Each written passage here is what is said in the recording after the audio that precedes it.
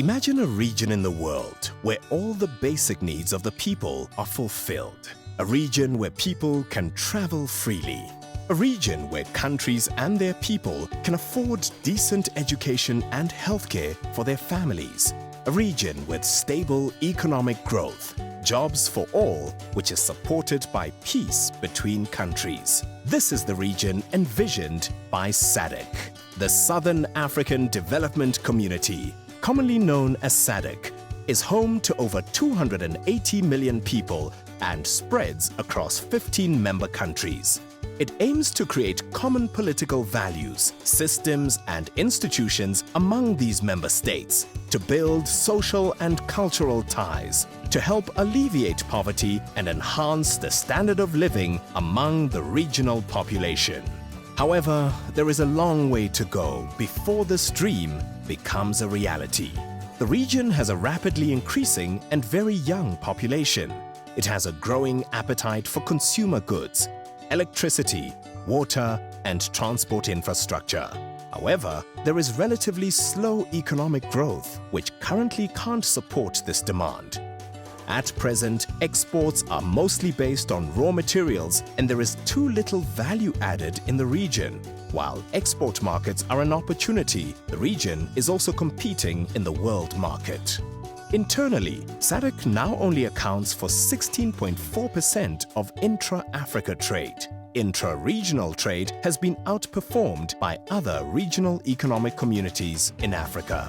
Apart from some progress made by reducing tariffs in some countries in the region, more must be done to continue reducing or removing tariffs.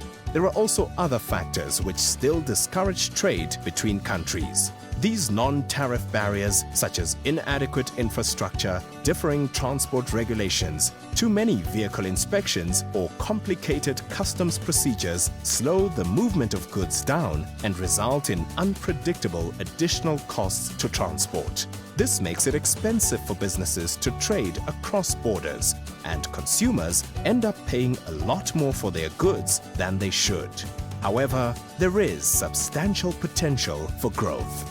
Countries in the region share the vision of removing these obstacles. They're working towards a common market, which is called regional economic integration. This means there will be consistent regulations across countries, common standards across the whole region, freedom for people to move between countries, and ultimately to offer their services not only in their own but all other SADC member states. Goods and services can move around freely because tariffs and non-tariff barriers are removed.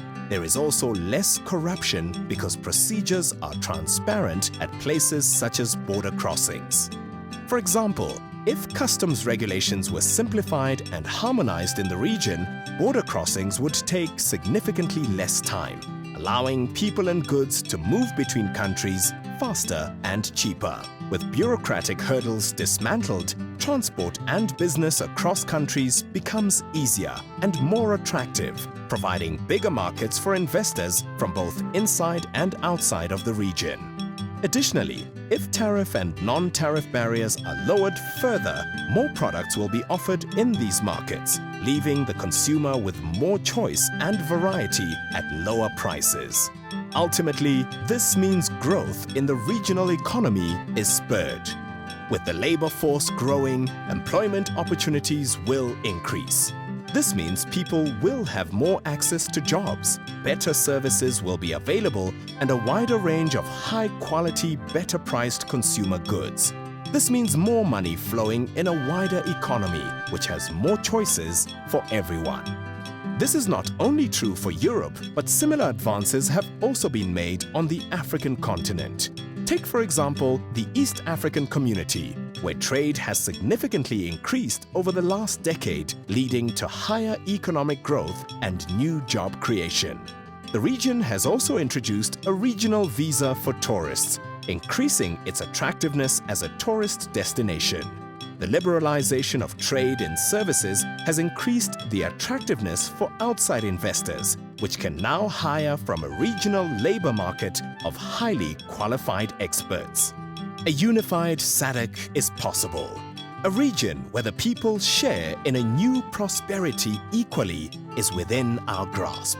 By creating a region that is attractive to both domestic and foreign investors, we can work together towards a common future as partners rather than adversaries.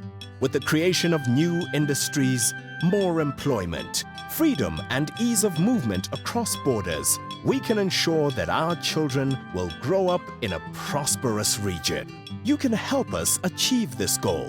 Public pressure helps. So contact your local parliamentarian and find out how you can get involved.